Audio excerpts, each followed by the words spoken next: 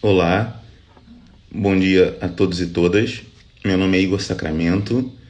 A gente está começando hoje mais uma live em que a gente vai discutir, né, o conjunto de implicações para o campo da saúde, para inúmeras ramificações do campo da saúde da Covid-19. Né? Hoje a gente tem como convidado para o nosso bate-papo um médico, Felipe Balsec, que vai conversar com a gente sobre a origem do vírus, né? Dois vírus de maneira geral. Então a gente vai falar um pouco, né, da história natural do vírus, dois vírus, não especificamente do vídeo da Covid-19, mas dos vírus. É uma dúvida muito comum, né, que tem surgido sobre a questão dos vírus, como surgem, como surgiram na história da humanidade, como é que a gente convive com esses vírus e conviveu com esses vírus ao longo da nossa história, qual que é a importância desses vírus também, né, para a história da humanidade. Então o Felipe vai dar um panorama para a gente dessas discussões. E sempre que a gente vive um momento como esse que a gente está vivendo, de pandemia, né, e pandemia baseada em algum vírus, a gente vive a sensação, né, do desconhecimento em relação a como que os vírus surgem, qual a origem deles. Então a gente vai conversar sobre isso hoje, né? Felipe já entrou aqui.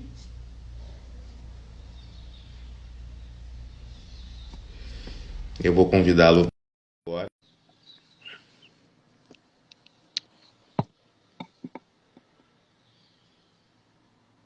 Aguardando. Pronto. Oi, Felipe.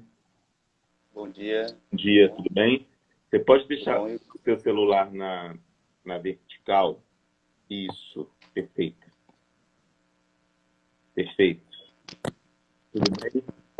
Bom dia, é um prazer estar com você hoje aqui. Agradeço bastante, assim, né, em meu nome, da Memória da Eletricidade.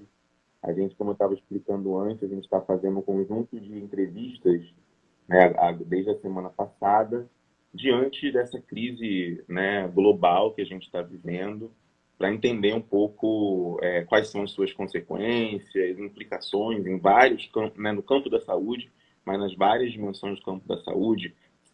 Já conversamos sobre a saúde da população indígena, sobre a saúde do idoso, então a gente está trabalhando com vários. E hoje, né, a gente vai conversar. Uma das dúvidas muito comuns é sobre a origem do vírus, né? Dois vírus de maneira geral, como que os vírus surgem, etc. Mas antes de você começar a conversar com a gente sobre isso, queria que você falasse um pouco da sua história, né? Da sua trajetória, desde a graduação em medicina, né? Enfim, falar um pouquinho da sua trajetória como médico, né? Mas também como pesquisador. Bom dia a todos. Meu nome é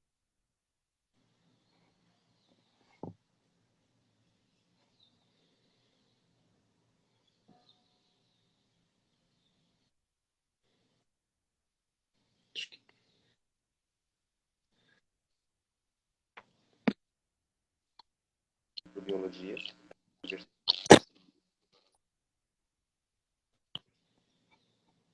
Sou médico também aqui da Eletrosul, né, CGT Eletrosul, e tive bastante experiência com surtos, principalmente, né? Trabalhei como médico militar. Interromper.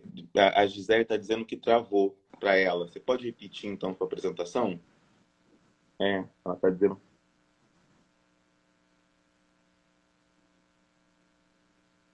Tudo bem? Para mim não está travando. Gisele, tá ok? Pronto, desculpa, Felipe. Você consegue me ouvir bem? Sim, eu estou conseguindo. Então, na minha história, eu tive muita experiência na Amazônia como médico militar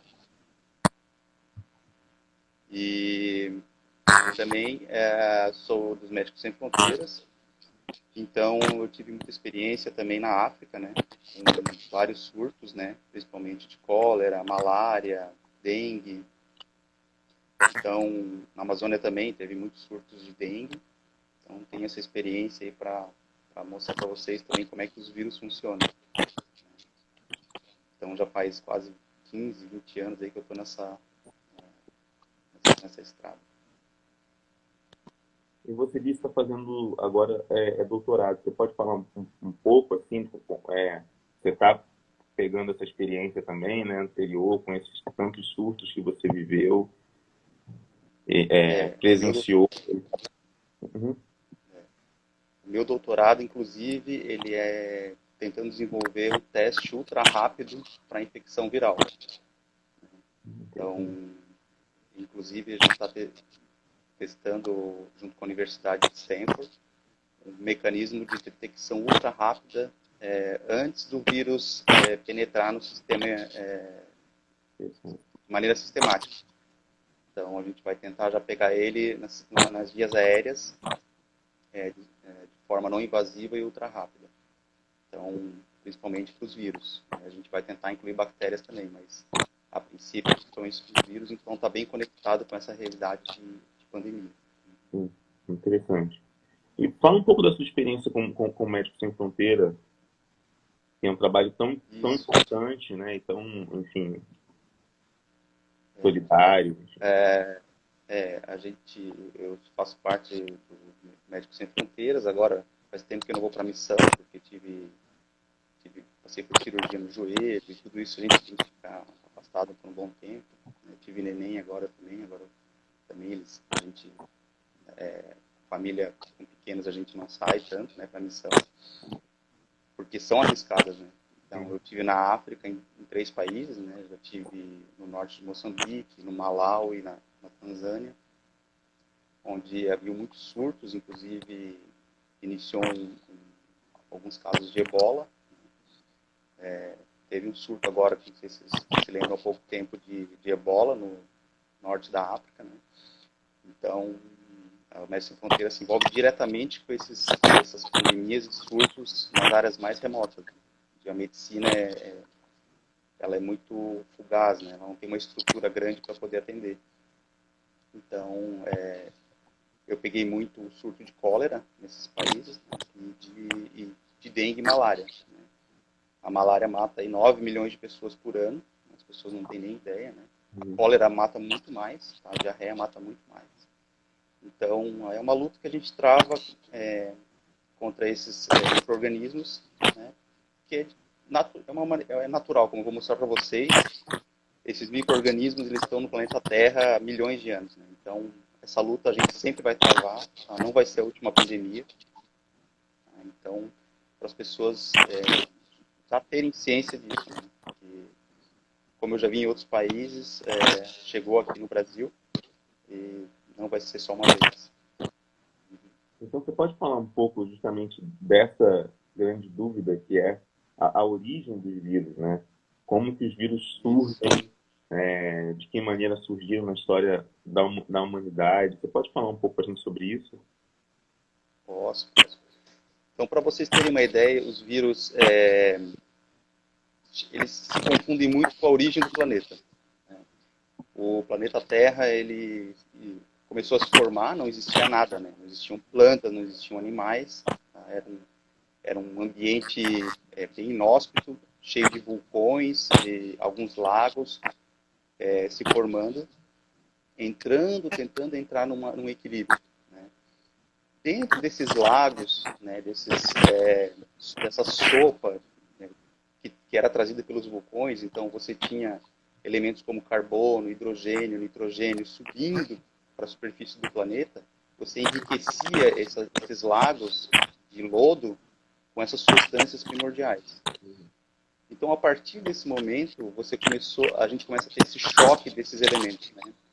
O carbono, o hidrogênio, o oxigênio e o nitrogênio, para você ter uma ideia, são os mesmos elementos que fazem parte do DNA, que formam o DNA. Então, e também o aminoácido. Né? Então, esses são elementos que, daí você já nota que como foi se formando a coisa. Né? O choque desses elementos químicos, né? Principalmente do carbono. Né? O carbono forma também açúcares, como a pentose. Né? então, que também faz parte do DNA. Então, nessa sopa primordial, a gente começou a ver a conjunção desses elementos formando as primeiras capas proteicas e os primeiros sinais de aminoácidos, né? Essas moléculas, então, ficavam interagindo dentro dessa sopa, né? E aí foi se formando os primeiros elementos primordiais. Então, a gente tinha as capas proteicas, que foram formando, ficaram cada vez mais unidas, e aí a gente começa a ter uma forma das primeiras bactérias, né? Elas começaram existe a teoria de que havia DNA e RNA já formado solto na sopa, né? E uma outra teoria que primeiro formou-se as capas proteicas para depois o DNA e o RNA ficar dentro. Então, existem essas duas teorias. Ou seja, tem uma teoria que os vírus vieram de bactérias que não estavam funcionando muito bem. Então, eram bactérias com algum déficit, que daí se aproveitaram e ficaram mais simples, mas atacavam as bactérias mais evoluídas. E uma outra de que o DNA e o RNA eram soltos nessa sopa, envolvidos nessa capa proteica, e eles formaram por si só o vírus sozinho, né? Então você tem aí, desde a origem, eu estou falando aqui de 4 bilhões de anos atrás, tá? Então a Terra aí estava se formando, estava começando a entrar em equilíbrio, né? Então a gente tem esse mecanismo aí muito incipiente ainda, né? Assim que o planeta Terra começou a ficar mais estável, né, os vulcões, os terremotos, tudo isso começou a estabilizar, as bactérias viram um ambiente muito propício, né? Então elas começaram a se multiplicar de maneira assim exponencial, tá? Então elas ocuparam todos os oceanos, né? E os vírus foram acompanhando, né? À medida que os vírus foram criados, né, eles eram o que o vírus é? Desde 3 bilhões de anos atrás. Ele é uma cápsula de proteína com RNA dentro, ou DNA. E não tem mais nada. Tá? Ele não tem complexo de Golgi, ele não tem ribossomo, ele não tem nada para excretar, para respirar, para comer. Tá? Ele só tem material genético. Ou seja, ele só se replica. Então, o que ele fazia? Ele ficava atacando as bactérias para poder se replicar dentro delas. Então, desde que os primeiros estruturas se desenvolveram, os vírus vieram atrás, né? Então, a gente vê que ele tem também uma função muito grande de controle. Porque se as bactérias exponencialmente, elas não iam parar jamais, né? Porque elas têm uma capacidade de duplicação extrema. E os vírus iam matando essas bactérias, tá? À medida que ia se desenvolvendo. Para vocês terem uma ideia, em 24 horas, quase 40% agora, em 24 horas, 40% de todas as bactérias marinhas vão ser eliminadas por vírus. Tá? Para fazer um controle. Tá? Rapidamente essas bactérias voltam, né?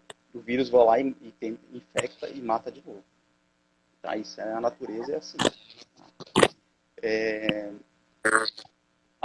Nesse processo... Não, tem uma coisa muito interessante, só para interromper. É muito interessante o que você está falando. São duas questões assim, que você pode explorar um pouco mais. Uma é a dimensão do controle, né?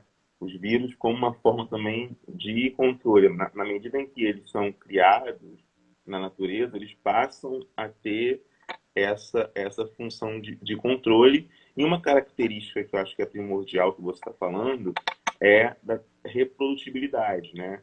Da transmissibilidade do vírus, né? Então o vírus ele tem uma transmissibilidade em geral, né? Alguns com características, né, diferentes de outros, mas em geral a transmissibilidade é muito grande, né?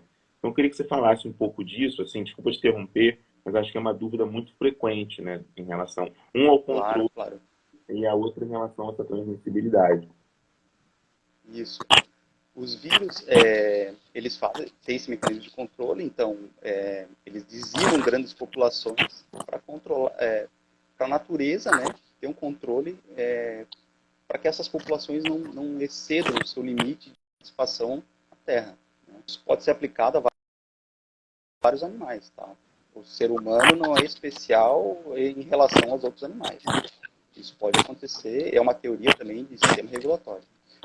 Uma outra coisa muito importante sobre a fase de transmissão do material genético do vírus é que ele entra dentro do DNA da célula, né? Então ele usa o material da célula para se replicar.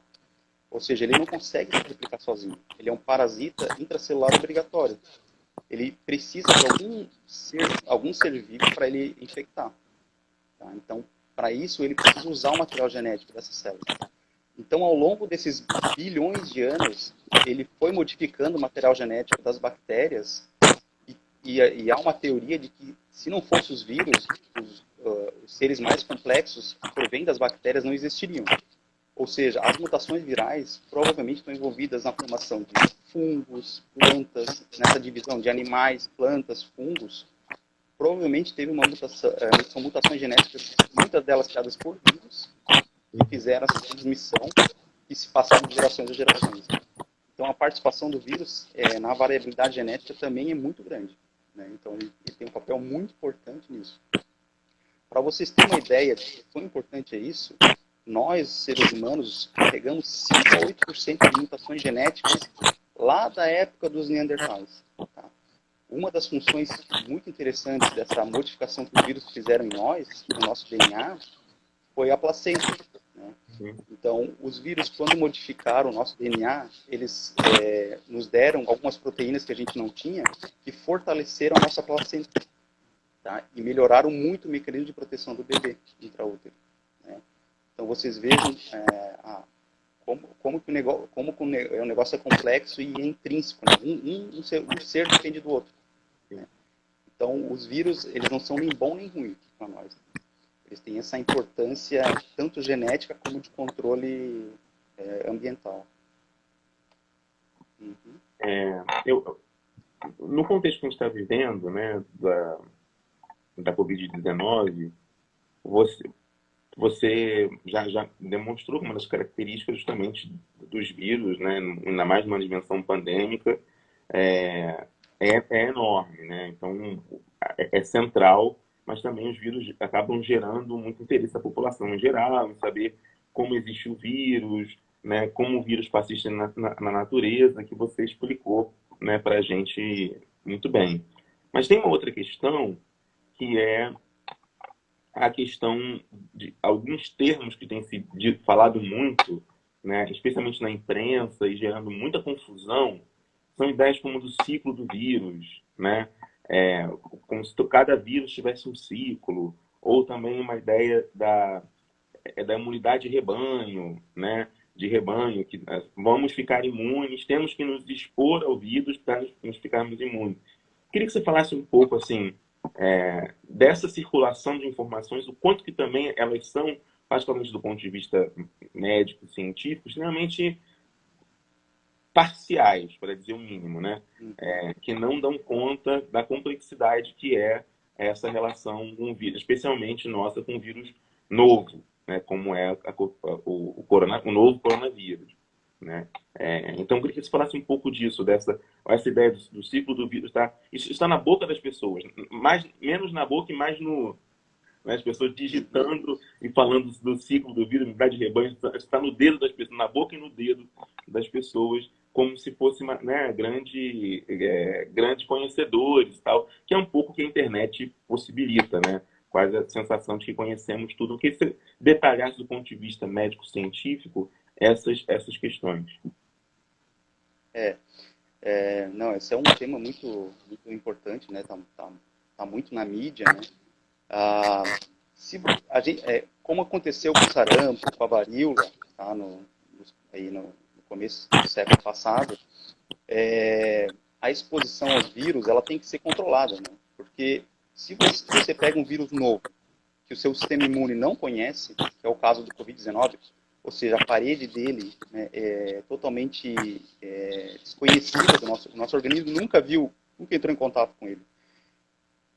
Então a gente não sabe como ele vai reagir em cada organismo. Tá?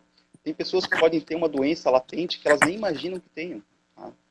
Pode ser que tenha várias pessoas hipertensas, diabéticas, e que não sabem que são doentes. Tá? A gente imagina que às vezes 40% das pessoas são diabéticas e não sabem.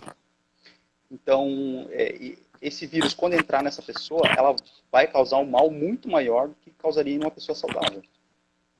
Então, você liberar a transmissão, a gente chama, né, ela vertical, né, ou seja, todo mundo se infecta de uma vez e a gente acaba com isso, porque todo mundo fica imune, você vai trazer, assim, você não sabe o que vai vir, porque pode ser que tanta gente adoeça, tá? A gente está incluindo agora até os obesos na classificação de risco, porque os fatores metabólicos dos obesos são totalmente alterados de uma pessoa saudável. Então, tem alterações bioquímicas que a gente nem estudou ainda. Então, se a gente coloca um vírus de qualquer jeito dentro de uma sociedade grande, complexa, com vários fatores, a gente vai ter uma resposta aleatória que a gente não tem como controlar depois. E é isso que está acontecendo em Manaus, por exemplo. Sim. Então, o vírus circulou de uma maneira exponencial dentro da cidade, né? Uma facilidade incrível, né? E pronto, a gente tem uma destruição do sistema de saúde, muito rápido, né? Então, é isso que acontece quando a gente faz essa introdução vertical do vírus, né? Então, vocês podem ver Nova York, vocês podem ver Manaus, vocês podem ver a Espanha. São cidades que não se prepararam, né? Não têm condições de saúde. A gente sabe que o SUS do Brasil ele tem problemas sérios, principalmente na fase quaternária, né? Que são os hospitais de alta complexidade. A gente sabe que o sistema é muito frágil. Então, se a gente colocar um vírus, seja ele qual for, que a gente nunca teve contato, vai acontecer isso, tá? Vai acontecer um colapso do sistema de saúde. Por isso que a gente fala em achatamento da curva. Né? E daí a gente vai levando o negócio controlado, né? E a vacina, se um dia ela vier, não tem nenhuma vacina hoje em dia, tá, ainda. Então, se um dia ela chegar, e pelo grande número de estudiosos atrás dela, eu acho que vai chegar talvez ano que vem, ou no final desse ano, ela vai fazer isso, tá? A gente pega uma população gigante, vacina todo mundo, que a gente chama de rebanho, né? Mesmo que a gente não vacine todo mundo, se a gente vacinar 70%, 80% da população, o vírus não consegue permear dentro dessa cidade. Porque ela encontra uma pessoa que está vacinada, ele bloqueia ali. Então a gente não precisa vacinar 100% da população. A gente vacinando acima de 60%, 70%, a gente já consegue fazer um bloqueio de rebanho. Então por isso que a gente é tão importante. E assim, a gente tem 5 mil vírus conhecidos, tá? Para vocês terem uma ideia. Claro que nem todos, a maioria infecta bactérias, não o ser humano, né? Para vocês terem uma ideia, nós temos, se eu botar zerinhos atrás, nós temos 28 zerinhos atrás de bactérias no mundo, tá? E de vírus nós temos 31 zerinhos, né? Foi 1 mais 31 zerinhos atrás de vírus, tá? Então, assim, eles fazem parte do planeta há muito tempo. Então, assim, a gente pode até controlar, mas a gente nunca vai conseguir fazer esse controle, né? Então, por isso que a vacina é tão importante, né? Se você não tem a vacina, o que você vai fazer? Você bloqueia o vírus geograficamente, né? Então, por isso o isolamento social. Outra coisa, você achar que vai... eu conheço uma pessoa que tem Covid. Eu vou lá, eu vou ter contato com a secreção dela para me imunizar, né? Gente, isso é um absurdo, né? Porque naquela pessoa, ela pode ter tido apenas uma gripe leve, ou então ela perdeu só o olfato, não tem mais nada. Mas em você, eu não posso garantir que o teu sistema imune vai reagir do mesmo jeito, tá? Então, assim, você pode cair em uma semana numa UTI. Exatamente. Tá? Você pode ser uma pessoa saudável, tá? Você pode ter nenhuma comorbidade, mas o seu sistema imune pode reagir de uma maneira tão efusiva, tão forte contra o vírus, que ele começa a liberar fatores inflamatórios que vão te derrubar, de uma maneira que você não consegue respirar. E aí você vai cair numa UTI, tá? Em coisa de uma semana. Então é por isso que as pessoas não podem assim, achar que vão sair se inoculando o vírus, né? Eu já vi, o Igor me falou, a gente já viu história assim, né? As pessoas tentarem se auto-inocular o vírus ou ter contato com alguém com o vírus, que isso vai... Não, a gente não sabe o que vai acontecer com você, né? Então, toda essa variabilidade aí a gente tem que levar em consideração, né? Felipe, tem uma pergunta aqui do Jorge. Ele faz a seguinte pergunta: a máscara efetivamente protege quem usa ou só evita a transmissão? né? Enfim, no caso do vírus. A máscara, ela tem que ter pelo menos uma tripla camada, tá? De preferência a camada interna ser de TNT, se for ela caseira, tá? Tecido chamado TNT, que ele serve como um filtro, né? Porque o vírus, para vocês terem uma ideia, tá? A maioria deles, o corona também, não foge disso. Imaginem um ônibus escolar, um caminhão, um ônibus escolar. O vírus é do tamanho da arruela da roda do ônibus, tá? Então, para vocês terem uma comparação de tamanho entre o vírus e a célula que ele está infectando. Então, a célula é do tamanho do caminhão e o vírus é do tamanho da arruela da roda do caminhão. Então, ele passa por superfícies microscópicas, tá? É por isso que máscaras de uma camada só, máscaras simples, elas não impedem a transmissão do vírus, tá? O vírus atravessa o tecido, tá? É claro, você consegue conter, às vezes o vírus está dentro de uma secreção, ele não está livre, ele tá na secreção, a secreção batendo na máscara, ele consegue segurar um pouco, tá? Mas os microporos que existem nessas máscaras mais simples, o vírus atravessa facilmente, tá? Então, por isso que, no mínimo de 2 camadas, se você não tem contato grande, ou não consegue fazer uma máscara tão complexa, tem que ter no mínimo 2 a 3 camadas de tecido, tá? De preferência, no meio delas, esse material para filtro, tá? Porque senão é uma falsa segurança, tá? E outra coisa importante é manusear a máscara, tá? Eu estou vendo muita gente aí colocando a máscara no pescoço, tá? Para vocês terem uma ideia, a gente toca o nosso rosto 200 vezes por dia, tá? Não é pouca coisa, tá? Então a gente coça o olho, a gente coça o nariz, a gente coça a cabeça, tá? A gente fica querendo palitar os dentes com o dedo, tá? Isso é normal do ser humano, tá? Isso você vai fazer inconscientemente. E aí você vai contaminar a máscara, tá? Se você estiver com ela e você pegar numa superfície que tem o vírus, tá? Por exemplo, você foi no supermercado, manipulou alguma coisa lá e coçou a máscara, botou a mão na máscara para coçar o nariz, você vai infectar a máscara, tá? Então, só a gente usando esse tipo de proteção, lavar a mão antes de manusear a máscara ou botar álcool gel toda vez que manusear a máscara, tá? Senão você vai contaminar a máscara. Você deu algumas dicas muito importantes que eu gostaria só de reforçar, né, para quem está nos assistindo, que é a questão do TNT, do filtro, é muito importante para a máscara, para a sua efetividade ser maior. Né? A máscara caseira de pano, ela tem uma efetividade muito, como o Felipe bem destacou, muito reduzida. Né? É importante que tenha pelo menos 2 camadas, né, de tecido e uma delas de TNT. Cuidado na lavagem do TNT, por exemplo, né? Não passar. Eu já vi alguns casos de pessoas querendo passar, vai queimar, né? Se passar a temperatura, faz uma lavagem com água e sabão, simples, não precisa lavar toda vez que for, né? Sair à rua e voltar, não precisa lavar o TNT porque vai desgastar muito rápido. Para quem não conhece, é um tecido muito fininho, então não precisa, né? Se quiser fazer da máscara para higienizar, ok, mas do TNT é bom ter sempre 2 máscaras, né, para se precisar sair, ter alguma outra. E essa recomendação, não estar de máscara, é uma situação de anormalidade, assim, né? Não é regular.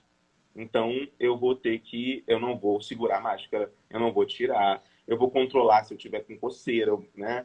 Exercitar também o autocontrole, não vou me coçar só se eu tiver com álcool gel na mão, passo álcool gel, coço, depois passo álcool gel e sigo a vida, né? Então, algumas dicas preciosas que o Felipe deu aqui, e tem algumas perguntas aqui. Tem uma pergunta do Jorge, que já tem a ver com a questão do filtro. Ele está falando o uso da máscara também do filtro de café, que muitas pessoas estão usando, etc. Como não tendo acesso ao TNT, estão usando filtro de café. O que você acha? É uma solução? É uma alternativa? Não tem estudos ainda para esses filtros caseiros, né? Não tem estudo científico ainda para o coronavírus, tá? Então, não tem como eu dizer que vai ter segurança, tá? A gente fala tanto do TNT e alguma coisa de tecido, porque a gente sabe porque foi testado, tá? Então, qualquer outra coisa fora disso, gente, nem teve tempo de testar, tá? Então, assim, é um risco que a pessoa vai ter e a gente não tem como dizer que aquilo lá com certeza vai proteger ela. Tá? Então, de novo, pode ser uma falsa sensação de segurança. Tá? Então, só para vocês se cuidarem, tem no site da Universidade Federal de Santa Catarina, se as pessoas quiserem, tá? Acesse o site da Universidade Federal, coloca lá, no Google pode colocar UFSC Máscara, lá tem a máscara certinha de como fazer, passo a passo, quais são os melhores tecidos, quais são os filtros que pode ser usado. Tá? Então a Universidade Federal de Santa Catarina disponibilizou isso de graça, tem lá cada passo de como fazer, como usar e como utilizar os filtros. Tá? Então quem tiver dúvida, depois a gente põe o link aqui, dá para usar esse caminho, tá? E ele é bem confiável. Tá? Bem confiável. Eu deixei passar sem querer duas, antes de voltar para as minhas, porque eu tenho várias questões, mas da Cami Neurociências, ela fez duas questões. Uma é se o ideal é usar máscara quando caminha na rua, mesmo com pouca gente ao redor. Eu vou fazer as duas, que ela fez duas. E a outra pergunta que ela fez, que ela vê pessoas na rua sem máscara. Qual que é a gravidade disso? Se você está isolado, sozinho, né, desde que não esteja com sintomas, né, você pode até dar uma relaxada. Só que o problema é que se você saiu de máscara e vai tirar ela no meio da rua, você vai manipular ela. Né? De novo, eu vou entrar naquele negócio da manipulação da máscara. Né? Então, assim, saiu para a rua, vai para um lugar fechado, vai com ela até o final, entendeu? Você ficar tirando e colocando e manipulando ela e ter contato com alguma coisa, você pode sujar a máscara, né? Então você pode contaminar ela. Tá? Uma outra questão é se essa de você... Vai ter gente sem máscara, vocês vão ver, principalmente as pessoas que fazem exercício físico. Tá? Realmente, assim, você usar máscara e fazer uma corrida ou tentar fazer uma atividade física, vai ser quase insuportável ficar com a máscara, né?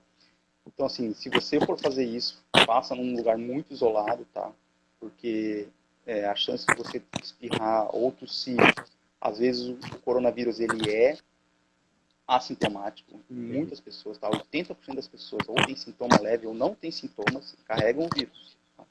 Você hoje, nesse momento, só está carregando o vírus sem sentir absolutamente nada. Tá? É uma característica do vírus. Muitos vírus são assim. Tá? Eles têm esse mecanismo para ele poder se disseminar. Tá? É um mecanismo muito inteligente. Tá?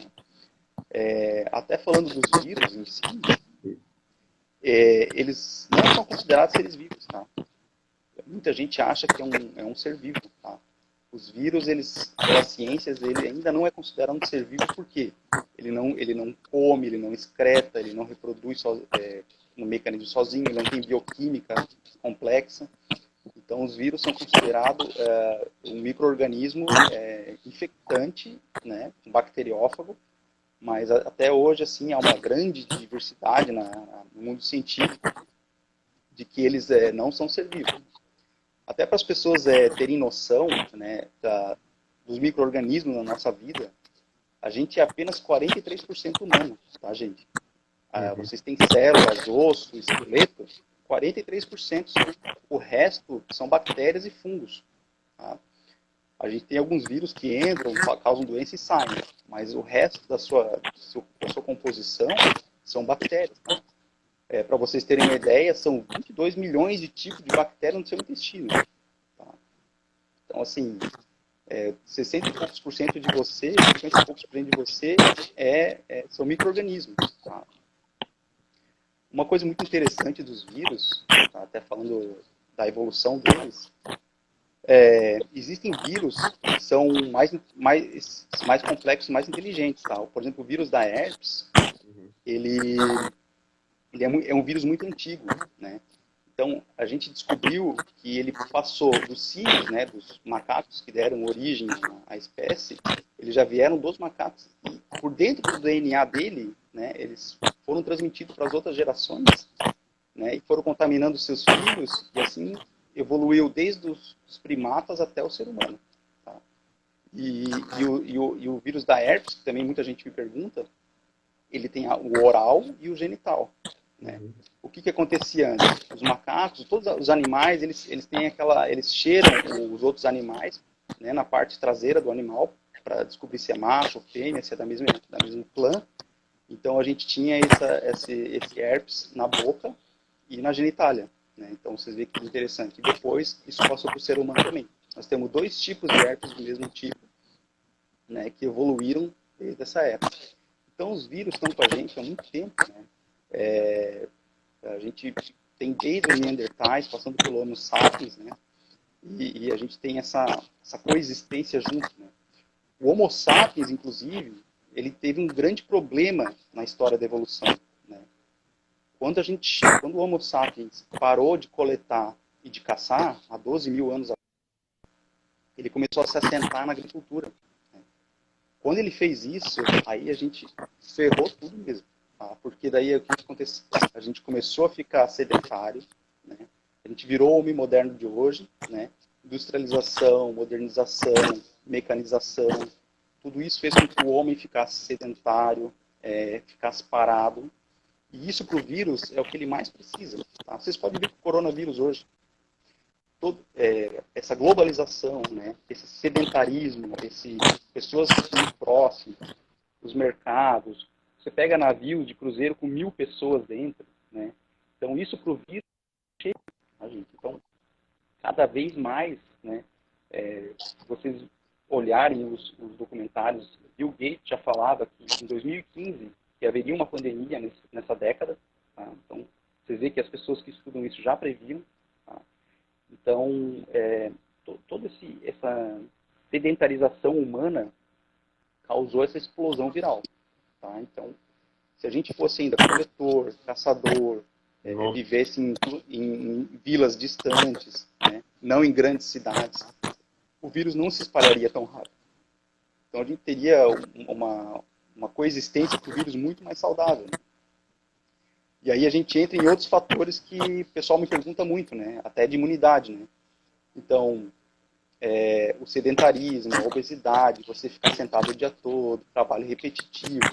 Aí começa ansiedade, depressão, hérnia de disco, falta de exposição solar. Aí a gente entra na vitamina D. Aí ninguém mais produz vitamina D. Aí pronto, aí o que a vitamina D tem a ver com o Covid, né?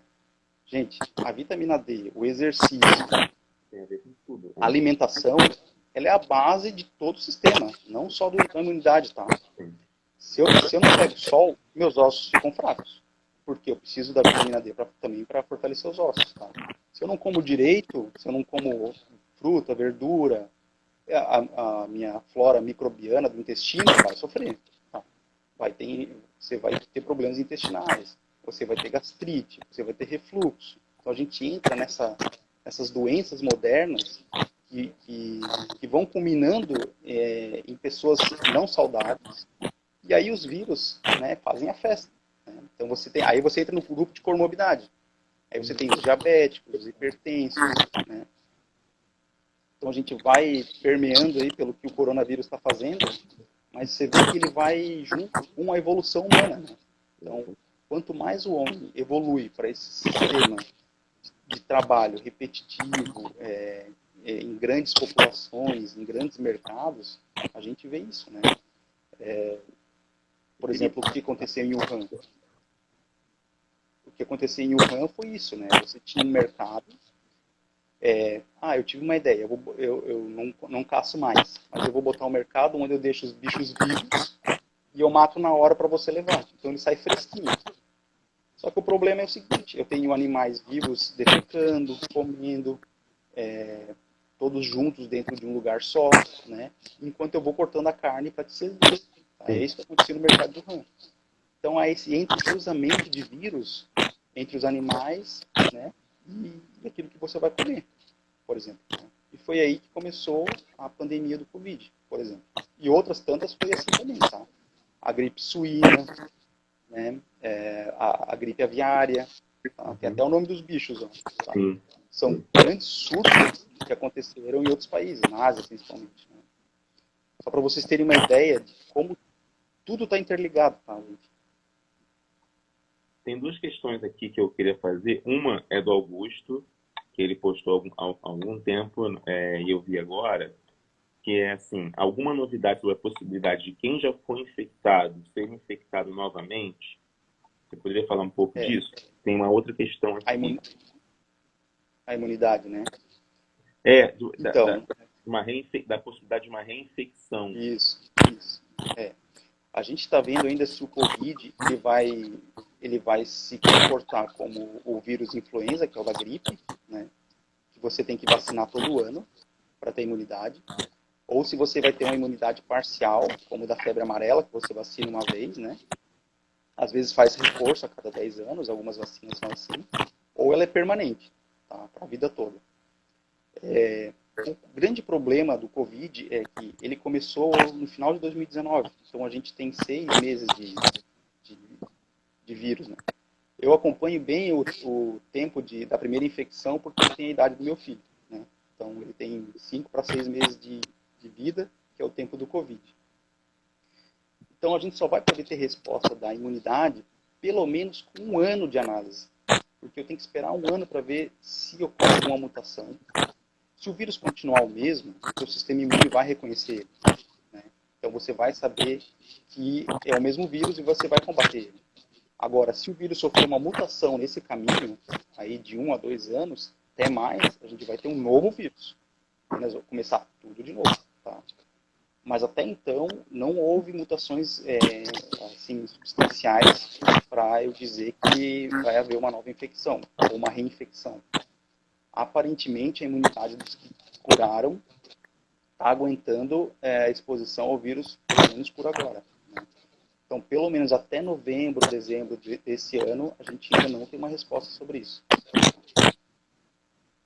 Felipe, tem uma outra questão aqui da Gisele Brito, que ela faz, né, eu vou aproveitar e fazer também né, junto, que ela faz ela levanta uma questão que tem sido muito recorrente, já me perguntaram isso algumas vezes. Uma é da relação entre o Covid-19 com a instalação de sistemas de telecomunicação 5G, eu não sei se você ouviu isso, e a outra que é, acho que semelhante, que é a questão da origem laboratorial, né, que seria um vírus feito em laboratório, não resultado da evolução, né, como a gente está tratando aqui dos vírus no próprio mundo, né, no habitar o mundo. Queria que você falasse um pouco disso, dessas várias hipóteses, teorias que vêm surgindo aí ao longo né, para explicar o contexto que a gente está vivendo. Tem muita história aí passando que é um complô da China para derrubar os mercados mundiais, né? Não, gente, assim, o vírus foi mapeado geneticamente, tá? Ele realmente é uma zoonose, tá? Ele veio de um outro, ele circulou dentro, foi mutado dentro de provavelmente um morcego, tá? O morcego carrega aí uns 200 vírus, mais ou menos, tá? Sem desinfectar. 60 vírus desses tem potencial para ser humano. Inclusive, antes da Covid, tá? Houve um mapeamento dos morcegos aqui no Brasil, tá? Em São José do Rio Preto, na Ásia, tá? No Sudeste Asiático, na China, inclusive, perto de Wuhan, inclusive. Encontrou-se morcegos com quase 99% de DNA igual ao do Covid. Tá? O que aconteceu? Houve uma mutação nesse meio caminho. Provavelmente o morcego usou algum bicho no meio, como o pingolim, que é um tipo de tatu, tá? Que é muito comercializado na China, ou uma cobra, tá? Ou até um peixe, tá? Que foi encontrado no mercado. E dentro desse animal ele sofreu uma mutação que era antes somente carregado pelo morcego, que agora, de repente, a mutação dele pode ser adquirida pelo homem. Tá? Então, assim, isso está bem esclarecido, tá, gente? A genética já mostrou que foi esse mecanismo que aconteceu. Tá? Os dados da genética eles são muito apurados, tá? Então, eles não mentem, né? Então, a manipulação genética ela é valiosa por isso, tá? A zoonose, gente, para vocês terem uma ideia, ela mata quase 3 milhões de pessoas por ano no mundo, tá? Todas essas gripes que eu falei para vocês, suína, aviária, o do Covid, tá? Nós temos outros coronavírus, tá? A gente infecta humanos. Nós temos 7 tipos de coronavírus, tá? Os outros causam um resfriado comum. né? Mas 3 deles, incluindo o Covid-19, podem causar o SARS, que é a síndrome respiratória grave. Então, vocês veem, a gente já tem, todo mundo aqui já entrou em contato com algum coronavírus, tá? Respiratório.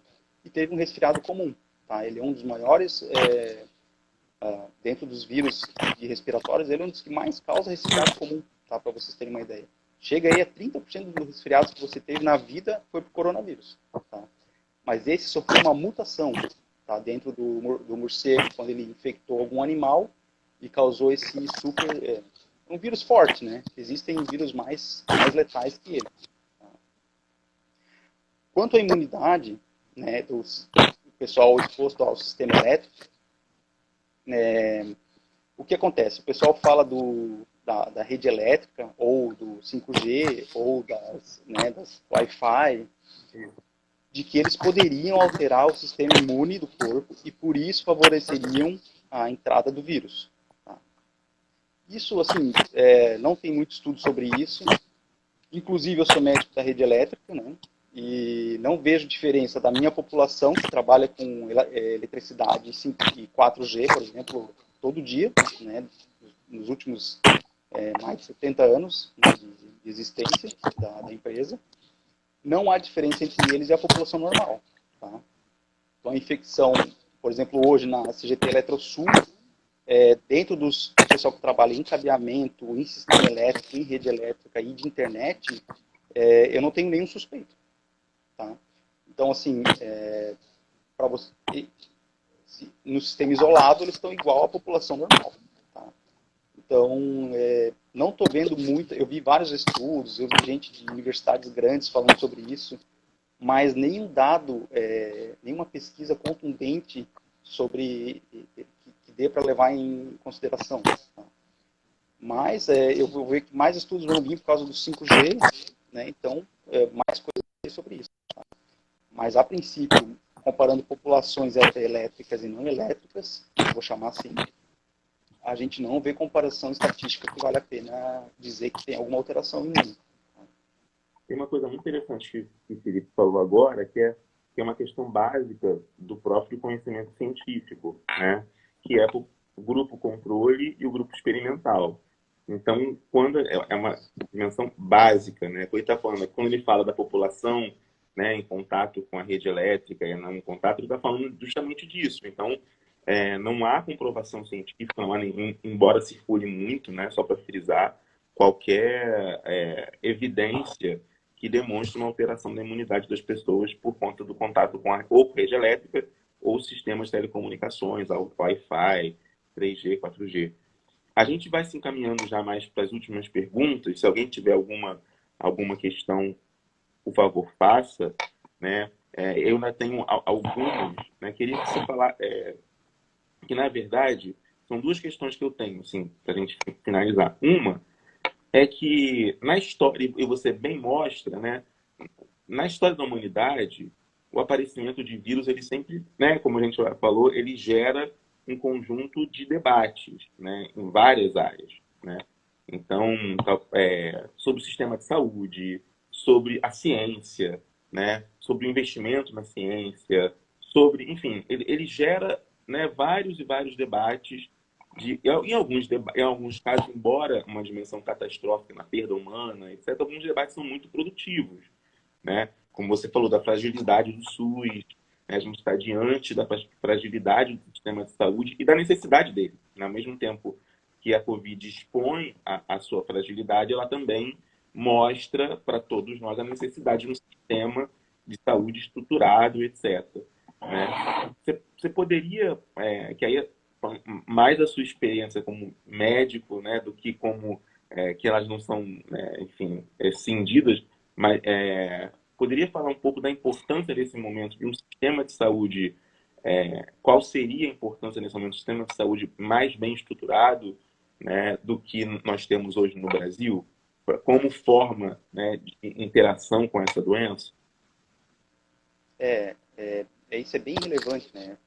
Vocês veem que o Brasil sempre fica atrás de tudo, né? Testes, por exemplo. Gente, para que eu tenho que ficar comprando testes da China? 90% dos EPIs da China. A gente tem uma rede de fábricas aqui no Brasil que poderia facilmente fazer os testes, né? A gente poderia facilmente fazer as máscaras, né? Por exemplo, Santa Catarina tem uma rede de malharias gigantesca, né? Então, eu não entendo essa política pública, né, de favorecer os outros países. Respiradores, por que eu tenho que importar respirador? Né? Eu tenho capacidade plena de fabricar aqui no Brasil. Então, assim, esses erros políticos de fazer essas importações, deixar na mão de um país tudo que a gente precisa aqui dentro, né? As pesquisas também em vacina. A vacina não vai sair do Brasil, gente. A vacina vai sair ou da Israel, ou dos Estados Unidos, ou da Alemanha, provavelmente. Porque a gente não tem apoio nenhum. Né? Vocês veem, meu doutorado, eu sou obrigado a pedir apoio de Stanford, porque eu não tenho capacidade de laboratório aqui na universidade. Né? Eu não tenho verba para fazer essa pesquisa. Né? Então, a gente foi fazer um teste ultra rápido. Então, assim, provavelmente a patente, parte dela vai ficar com os Estados Unidos, né? Não vai ficar com o Brasil. Então, vocês vejam que essa questão toda, a mídia aí, grandes cortes na ciência, né? A gente viu que o governo cortou milhares de bolsas, né? Então, que poderiam estar ajudando a gente a desenvolver vacina, né? A gente tem grupos na Unicamp, na USP, na Universidade Federal, muito fortes em vacinas, né? Só que eles não podem desenvolver nada sem dinheiro, né? Exatamente. E aí a gente gasta na área militar, coisas que a gente nem usa, né? Os Estados Unidos, por exemplo, usa uma boa parte do seu PIB na área militar e não estava usando em fazer controle de vacinas, tá? Ou de grandes populações, ou arrebanhamento de vacinas. Então, assim, são políticas públicas totalmente desorientadas, né? O SUS é o maior sistema público gratuito do mundo, né? Ele é espetacular na sua essência, né? Uhum. Se você for viajar, todo mundo que viajou aí fica com medo de ficar doente porque não sabe o que vai encontrar no outro país, né? Quem vem para o Brasil, de uma maneira ou outra, vai entrar numa UPA ou num posto de saúde e vai ser atendido. Tá? Pode demorar 4 horas, mas vai ser atendido. Né? Mas é que não tem verba, né, para um sistema de saúde desse tamanho. Você pegar 10% do PIB, né, você tem que ter 14, 15, 20% do PIB em saúde para aguentar uma pandemia dessa, por exemplo. A gente deveria ter já para aguentar as doenças que a gente tem. Né? Pandemia em cima, então, nem se fala. Quem já trabalhou no SUS, ou quem já teve que usar o SUS, a porta do SUS, sabe. Né? Os profissionais são excelentes. Né? Os profissionais brasileiros são bons, né, na sua essência, no geral. O problema é a estrutura. Né? Você chega em muitas UPAs do interior, você não tem desfibrilador, você não tem coisas mais complexas, né? Às vezes não chega a vacina, não tem nem a geladeira para armazenar a vacina, sabe? Não tem nem um termômetro, sabe? Então, assim, são coisas pequenas, mas não precisa de muita coisa, não. O brasileiro consegue fazer muito com pouco. Mas se você começa a cortar em saúde e do SUS, pronto, tá feito, né? Não tem... o que está acontecendo na Amazônia não é nada de novo, gente. Tá? Já era sabido que ia acontecer isso. Então, todo esse desgaste do sistema de saúde é por isso que a gente fala de achatamento da curva, né? Porque a gente sabe do sistema de saúde que a gente tem. Né? E é excelente porque ele é público, ele é de graça. Né? Até os estrangeiros são atendidos de graça no SUS. Então, vocês vejam, né, a permeabilidade que o sistema tem. Né? Ele é referência em vários países, até nos mais ricos, tá? Para vocês terem uma ideia. Mas o sucateamento dele, né, dos seus equipamentos, vocês viram ali respiradores da década de 70, né, gente? Então, assim, é triste, né, a gente ver que não se está dando essa atenção, né, para o SUS e eu fico mais chateado ainda a gente ficar dependendo de outros países para fazer vacina e fazer teste, tá? Com as fábricas que a gente tem, fazer respirador, né? Isso é ridículo, a gente ter uma política pública que não e fique dependendo de outros países, né? Isso é uma questão de segurança nacional, né, gente? Então, assim, o país tem que produzir esses insumos próprios, com certeza. Isso são insumos básicos, né? Como você está falando, desde a máscara, isso também me assusta muito, assim, a gente não investir na nossa indústria têxtil, por exemplo, né? Como política pública, num momento como esse, muitas indústrias fechando, a gente poderia investir na produção de máscara, na produção de ventiladores, na produção nas universidades que estão produzindo álcool gel, por exemplo, né, de maneira muito precária, que poderiam fazer isso de maneira mais bem estruturada. Enfim, a gente poderia ter uma estrutura, certamente, como você falou muito bem, vontade se tem, né, o material humano no Brasil, particularmente, a gente tem no campo da saúde, né, que a gente conhece mais, são pessoas muito dedicadas em geral, muito mesmo. Então, o material humano a gente tem, falta o investimento, né, mínimo necessário. Bom, Felipe, a gente está chegando ao final, infelizmente, foi excelente, mas eu tenho uma boa notícia. Segunda-feira que vem, o Felipe vai estar comigo de novo para a gente conversar especificamente sobre Covid-19, tirar essas várias dúvidas, o novo coronavírus, SARS-CoV-2, quer dizer, o que é, se é o novo, qual que era o velho. Enfim, a gente vai conversar um pouco sobre o coronavírus especificamente. Conto com a presença de todos vocês, não só na segunda-feira que vem, mas também na quarta-feira, que a gente vai falar com a psicóloga Patrícia Barcelos sobre as implicações do sofrimento dos trabalhadores de saúde, né? Olhar um pouco isso da perspectiva dos trabalhadores no campo da saúde que estão, nesse momento, lidando aí como heróis, lidando nesse momento com condições, como o Felipe já colocou, muito precárias, mas salvando a vida de muita gente. Então, muito obrigado. Um bom dia a todos e todas. Bom dia. Obrigado, gente. Tchau, tchau. Tchau, tchau.